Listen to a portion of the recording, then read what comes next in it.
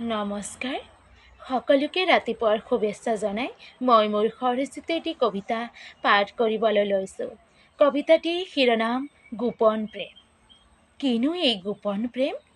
মণি নে মুকুতা, জেতুকাৰ ৰং নে ৰামধেনুৰ ৰং? শেৱালিৰ সুগন্ধিৰ দৰে মাৰৰ মুখে মুখে শুনিছিলোঁ, আৱেগিক যৱনত হৃদয়লৈ আহে গোপন প্ৰেম।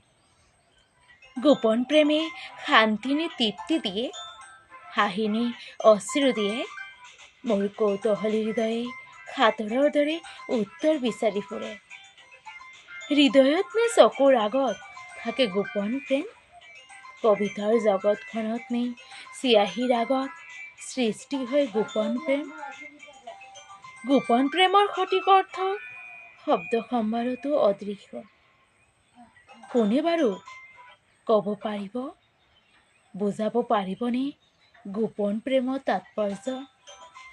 ধন্যবাদ।